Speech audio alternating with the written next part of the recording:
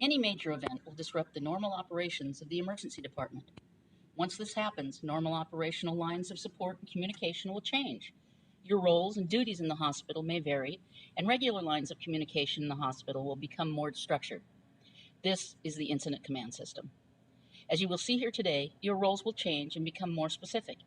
Each team member has a title and their own list of roles and responsibilities, which are outlined in the job action cards in the pocket of the response vest you will be given.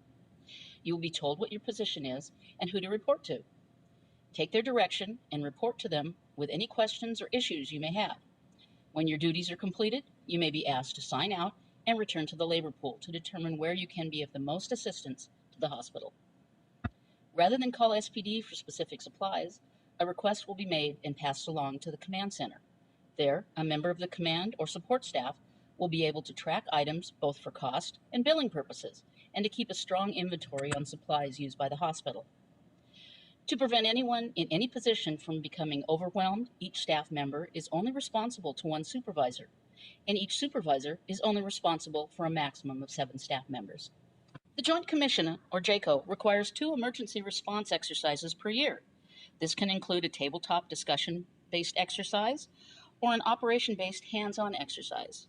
It can also be an actual event that the hospital has had to participate in, such as a fire or a flood. Again, hospitals are required to conduct drills and exercises for accreditation and/or grant requirements. Hospital Hazard Vulnerability Analysis, or HVA. The HVA assists exercise planners in identifying threats facing a facility. A facility's HVA provides a list of top scenarios to base future drills and exercises on. Other HVA scenarios that may happen in Oregon are hazardous material spills or exposure, terrorism, or riots. The natural hazard scenarios could be earthquakes, snow, ice, or extreme cold like we've had in the recent weeks, floods, fires, or windstorms. What to do if there's a disaster and you're at home? First, ensure you and your family are safe. Home preparedness is essential. Second, don't call the charge nurse directly. Call the emergency hotline at 503-216-4444 for information. This number is on the back of your hospital ID. Texting also works well in disasters. Check in with your coworkers who are at work and advise them if you are available. When you report to work, you will be asked to check in with the labor pool at a designated location. Disasters come in different scopes. They can be paged overhead as an internal disaster, such as epic crashes or a utility failure. They can also be an external triage, something usually more specific as an earthquake, wildfire, or a weather event. What should you do if there is a disaster and you're at work? First, remain calm. The charge nurse will call for a huddle. Each pod will send a representative to get information about the situation.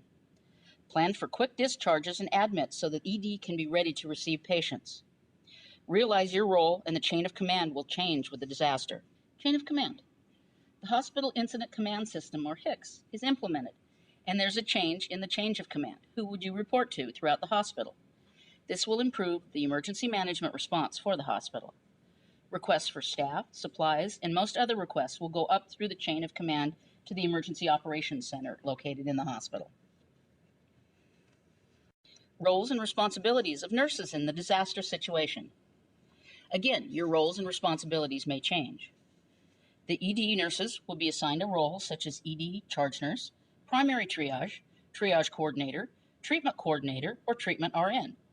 In each vest pocket, again, there is a laminated card with your job description. The card will instruct you about who you should report to when you have a request or need information.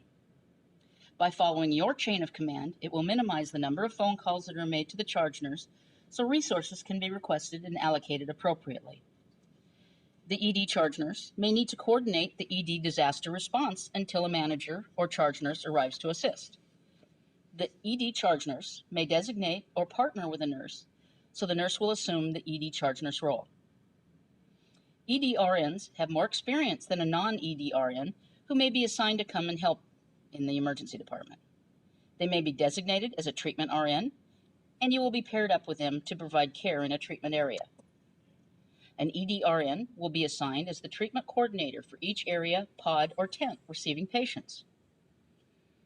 An example of how your role might change. Depending on the situation, triage may be set in a 2-tier system.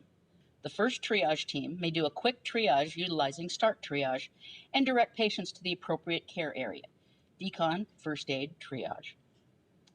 The primary triage team may coordinate incoming patients from first triage and ambulances. Patients from the scene will have Start Triage tags upon arrival. Roles and responsibilities of the ER techs in a disaster situation. Again, for the techs, their roles and responsibilities will change as well. An example, you will receive your assignment from the control center or the charge nurse. Some EDT roles include triage EDT, treatment EDT, decon, supplies, and again, in each vest pocket, there's a laminated card with your job description. Identify yourself to the assigned team and know the layout and patient flow. Ensure the treatment area equipment is being placed, such as stretchers, supply bags, and other equipment needed. Anticipate and assist in patient care.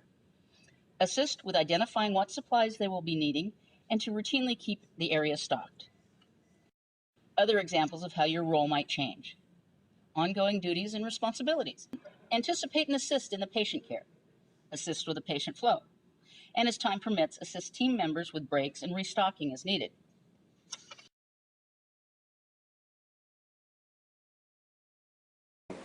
Hi, I'm Lauren. And I'm Disaster Chris.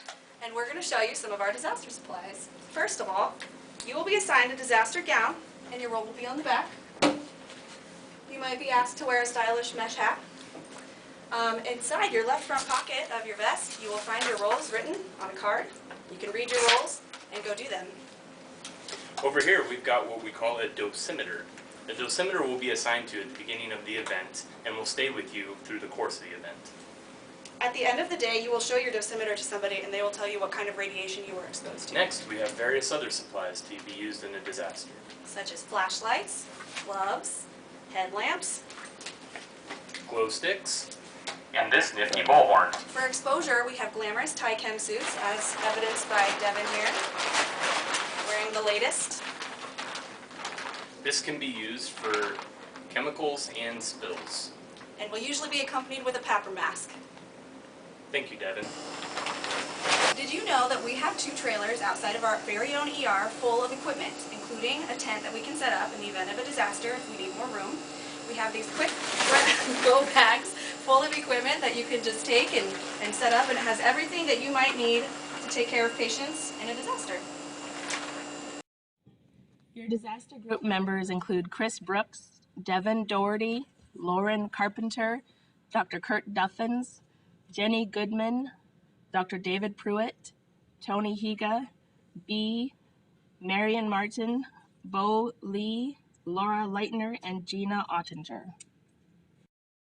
Training available to the disaster group members include courses at the Center for Domestic Preparedness in Anniston, Alabama, ham radio courses, courses at the Hanford Nuclear Reservation, local ICS courses, as well as courses available online.